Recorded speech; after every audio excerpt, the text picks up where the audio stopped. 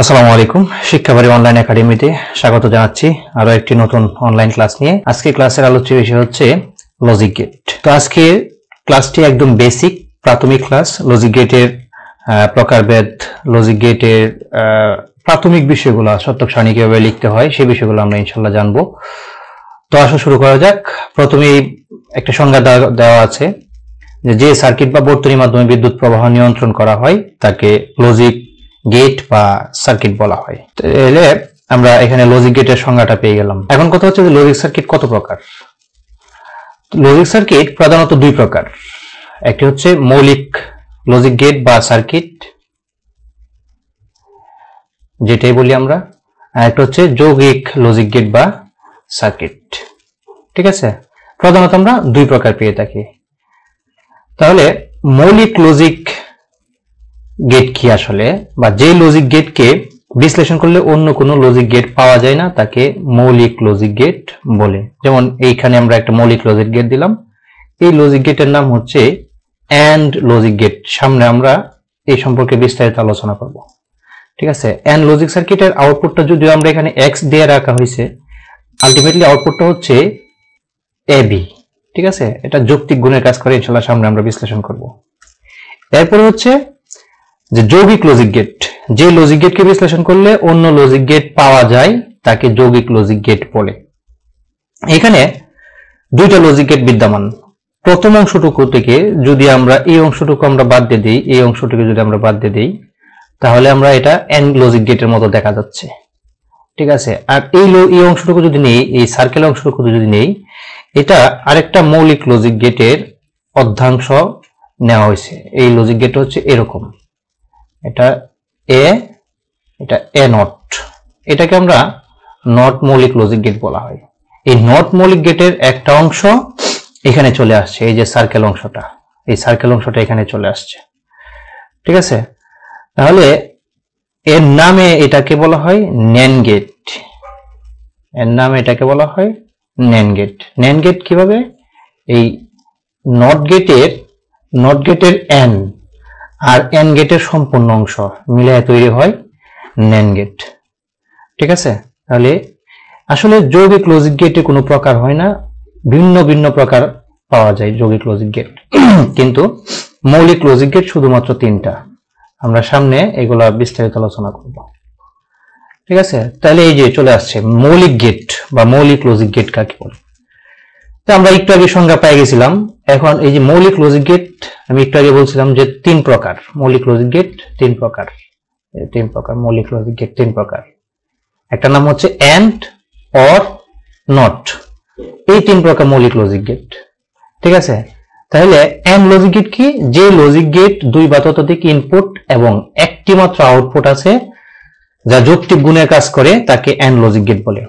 ঠিক আছে, এই যে এটার নাম হচ্ছে এন্ড লজিক গেট। এখানে দুই বা ততোধিক ইনপুট, এইগুলা হচ্ছে এই যে এ এবং বি, এইগুলো হচ্ছে ইনপুট আর এক্স হচ্ছে আউটপুট। এটা সর্বনিম্ন ইনপুট থাকবে দুইটা এবং সর্বোচ্চ কোনো নির্ধারিত নয়, তাই এখানে বলছে দুই বা ততোধিক। আমরা যদি তিন ইনপুট বিশিষ্ট একটা এন্ড গেট আঁকি তাহলে এরকম আঁকতে পারি আমরা। ঠিক আছে, তিন ইনপুট বিশিষ্ট এরকম আঁকতে পারি। এখানে দিতে পারি এ, এটার নাম বি, এটার নাম সি, তাহলে এখানে আউটপুট দাঁড়াবে এ বি সি, তিন ইনপুট বিশিষ্ট। একাধিক হইতে পারে, আমরা চার ইনপুট বিশিষ্ট দিতে পারি এন্ড গেট।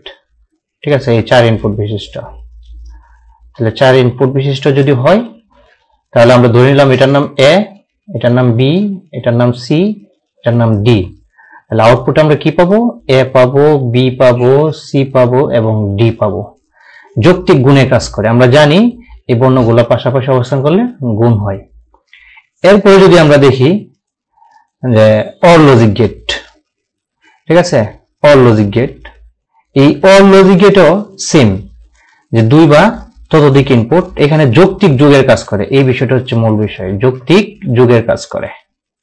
ঠিক আছে, তাহলে এখানে আমরা এটা সমান সমান কি পাই? এ প্লাস বি পাই, এটা সমান সমান এ প্লাস বি।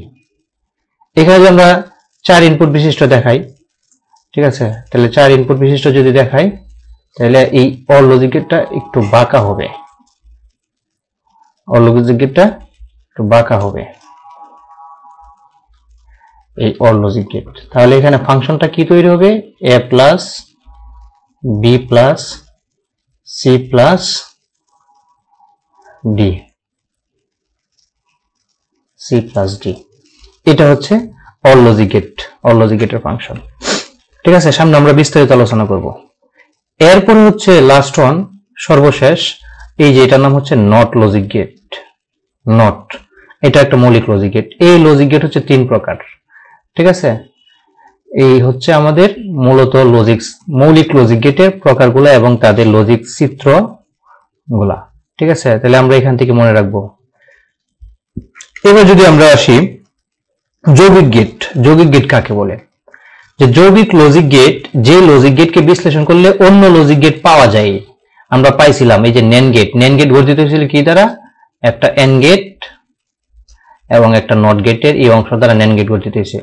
যদি আমরা বলি নর গেট, নর গেট একটা অর গেট এবং একটা নট গেট। ঠিক আছে, এগুলো হচ্ছে যৌগিক লজিক গেট। ঠিক আছে, যেমন NAND গেট, NAND গেটের এখানে এই ফাংশনটা আসে নাই, NAND গেট, নর গেট, তারপরে XOR গেট, XNOR গেট ইত্যাদি। আসলে যৌগিক লজিক গেটে কোনো প্রকার হয় না, তবে এখানে চেনার জন্য আমরা এই 4টা উদাহরণ আমরা টানলাম আর কি। ঠিক আছে, এই সবগুলো কিন্তু যৌগিক লজিক গেট, এখানে 2 বা ততোধিক লজিক গেট মিলে গঠিত হয়েছে। এরপরে যদি আমাদের আলোচনা আসি, মূল বিষয়টা হচ্ছে সত্যক সারণী। সত্যক সারণী হচ্ছে একটা লজিক সার্কিটকে বিশ্লেষণ করার জন্য। ঠিক আছে, একটা যে টেবিল, সত্যক সারণী, সারণী মানে হচ্ছে টেবিল, সারণী মানে কি টেবিল। টেবিল কি দ্বারা গঠিত হয়, টেবিল এরকম এরকম টেবিল গঠিত হয়, তাই না, এরকম টেবিল দ্বারা গঠিত হয়। তাহলে যে সারণী বা টেবিলের মাধ্যমে, যে সারণী বা টেবিলের মাধ্যমে লজিক গেট সমূহের ইনপুট এবং আউটপুটের বর্ণনা করা হয় তাকে সত্যক সারণী বলে। সত্যক সারণীর লেখার কিছু টিপস আছে, মানে একটা সত্যক সারণী আমরা কিভাবে খুব সহজে, খুব ইজি ওয়েতে আমরা সত্যক সারণীটা তৈরি করতে পারি। তো দেখো এখানে প্রথম টিপসটা বলতেছে যে লজিক গেটের সত্যক সারণী আঁকবো, তার ইনপুট এবং আউটপুট লাইনের সমান সংখ্যা হবে টেবিলের কলাম সংখ্যা। এবং দ্বিতীয়টি বলতেছে যে লজিক গেটের সত্যক সারণী আঁকবো, তার ইনপুট লাইন সংখ্যা, তার ইনপুট লাইন সংখ্যা 2 এর পাওয়ারের গাণিতিক অংশ 2 to the power n plus 2 হবে টেবিলের রো সংখ্যা। ঠিক আছে, এটা আসলে এরকম বলাটা তোমরা বুঝবে না বিষয়টা। তো এটা যদি আমরা প্র্যাকটিক্যালি দেখি উদাহরণ হিসেবে, তাহলে দেখো কিভাবে আমরা লিখি। তাহলে প্রথমটা যদি আমরা লক্ষ্য করি, এখানে কি বলছে, ইনপুট এবং আউটপুট লাইনের সমান সংখ্যা হবে কি কলাম সংখ্যা। এটা হচ্ছে ইনপুট লাইন, একটা দুইটা হচ্ছে ইনপুট আর একটা হচ্ছে আউটপুট। তার মানে মোট আউটপুট মানে মোট সমান সংখ্যা কয়টা পাইতেছি, 3। তার মানে আমার টেবিলে কলাম সংখ্যা হবে 3। এই যে টেবিলে কলাম সংখ্যা 3, এই যে 1 2 এই 3 কলাম, 3টার কলাম আমরা পেয়ে গেলাম। এখন যদি আমরা সারি সংখ্যা, এই যে রো, সারি কোনগুলা, সারিগুলো হচ্ছে যে এরকম আর এই যে মানে ভূমি সমান্তরাল যে রেখাগুলো যায় সেগুলো হচ্ছে সারি। তাহলে এই সারিগুলা কিভাবে তৈরি করব, বলছে গাণিতিক অংশ, মানে ইনপুট লাইনের গাণিতিক অংশ 2 টু দি পাওয়ার n। তাহলে ইনপুট লাইন কয়টা, আমার ইনপুট লাইনে যেখানে দেখা যাচ্ছে 2টা, তার মানে আমার এটা কি হবে 2 টু দি পাওয়ার 2। ঠিক আছে, এরপরে বলতেছি কি plus 2, 2 to the power 2 plus 2। এই 2 টু দি পাওয়ার 2 মানে হচ্ছে কি 4, 2 টু দি পাওয়ার 2 মানে হচ্ছে 4 আর প্লাস 2, তাহলে টোটাল কত দাঁড়াচ্ছে 6। এই যে 6টা দাঁড়ালো, এই 6টা হচ্ছে রো সংখ্যা, এই 6টা 6টা হচ্ছে রো সংখ্যা। কেন 2 টু দি পাওয়ার প্লাস 2, দেখো এই যে আমরা যে এখানে দাঁড় করাইলাম, দেখো এই যে প্রথম 2টা সারি, অর্থাৎ এই 2টা সারি হচ্ছে আমার টেবিলের আইডেন্টিফিকেশন বা নাম লেখার জন্য, টেবিলের নাম লেখার জন্য। নাম কি, দেখো ইনপুট, এটাকে আমি ইনপুট শনাক্ত করছি, এটাকে আমি আউটপুট শনাক্ত করছি। এটা এ, এটা বি ইনপুট লাইন এবং এক্স আউটপুট লাইন। ঠিক আছে, এই নাম লেখার জন্য হচ্ছে প্রথম 2টা ঘর আমরা রেখে দিলাম, অর্থাৎ এই যে প্লাস 2টা। আর মূলত হচ্ছে 2 to the power n, 2 to the power n মানে কয়টা, আমি কয়টা দাঁড়ালো 4টা। এই 4টা হচ্ছে আমার মূল সারণী।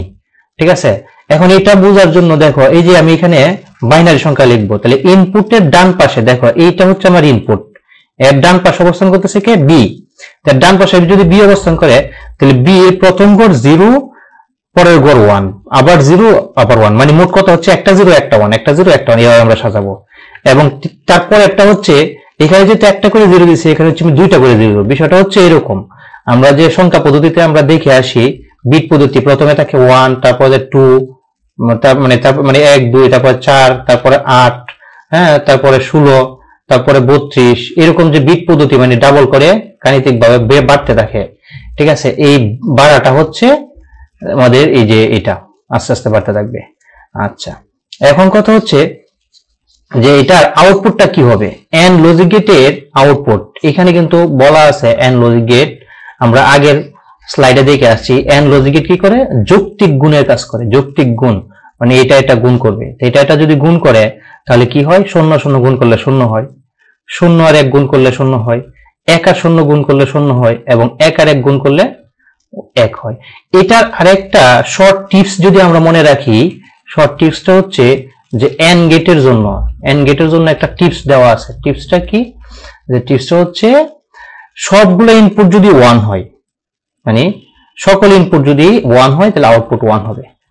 ঠিক আছে, দেখো এই যে এটা ইনপুট 1, এটা ইনপুট 1, মানে দুইটা ইনপুট আমার আছে, দুইটা ইনপুটই 1, তার মানে আউটপুট 1 হবে। একটা ইনপুট 1 হলে কিন্তু আউটপুট 1 হবে না। ঠিক আছে, এটা হচ্ছে বিষয়। এবার যদি আমরা আরেকটু বড় ধরনের সত্যক সারণী আঁকার চেষ্টা করি, তাহলে দেখো বড় ধরনের সত্যক সারণী বলতে 3 ইনপুট লাইন বিশিষ্ট যদি আমরা সত্যক সারণী আঁকার চেষ্টা করি, এই যে 3 ইনপুট লাইন বিশিষ্ট, এখানে 3টা আমরা ইনপুট দিছি, তাহলে কি হবে, আমার কলাম সংখ্যা কি হবে, দেখো কলাম সংখ্যা কোথায়, এখানে বলা আছে ইনপুট এবং আউটপুট। তাহলে ইনপুট কয়টা, 3টা, আর কলাম একটা 4টা, তার মানে আমার কলাম হওয়ার কথা টোটালি 4টা। তার মানে এই যে 1 2 3 4টা কলাম আমি পেয়ে গেলাম, 4টা কলাম। এবার আমার সারি সংখ্যা কি হবে, 2 to the power n plus 2। 2 to the power n মানে কি, 2 to the power n মানে হচ্ছে ইনপুট লাইন।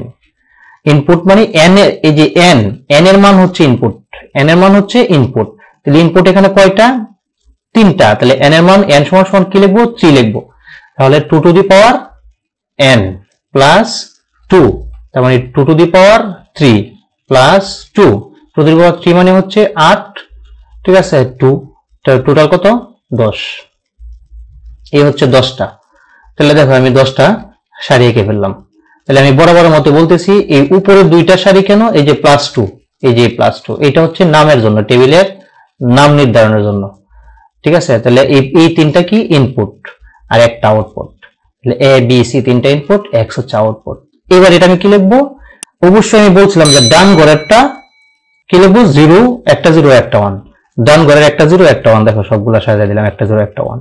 তারপর একটা কি, 2টা 0 2টা 1, 2টা 0 2টা 1। তারপর একটা কি হওয়া উচিত, আমরা কিন্তু বলছিলাম যে 1 2 4, মানে এভাবে বাড়বে, তাহলে তার মানে 4টা 0 হওয়া উচিত, 4টা 1। তাহলে দেখো এই যে 4টা 0 4টা 1। ঠিক আছে, এখন এটা যেহেতু মানে এন্ড গেটের 3 ইনপুট বিশিষ্ট একটা লজিক সার্কিটের সত্যক সারণী আঁকতেছি, তাহলে এন্ড গেটের জন্য আমরা কি বলছিলাম, যে সকল ইনপুট যদি 1 হয়, তাহলে দেখো একদম নিচের দিকে সবগুলো ইনপুট 1 আছে, তার মানে এখানে 1 হবে, আর বাকিগুলো কি হবে, 0 হবে। এই যে দেখো আমাদের আউটপুট চলে আসছে, যে শুধু এখানে 1, বাকিগুলো 0। ঠিক আছে, তো এই হচ্ছে আমাদের একদম বেসিক ক্লাস। তো এই বেসিক ক্লাসটুকু তোমাদের কেমন লাগছে অবশ্যই মতামত দিবা, এবং তোমাদের ভালো লাগা থেকে আমার নতুন নতুন ক্লাস তোমাদের জন্য নিয়ে আসা। তো আগামী ক্লাসের আমন্ত্রণ জানিয়ে আজকের মতো এখানেই শেষ করছি। সবাই ভালো থেকো, সুস্থ থেকো, আসসালামু আলাইকুম।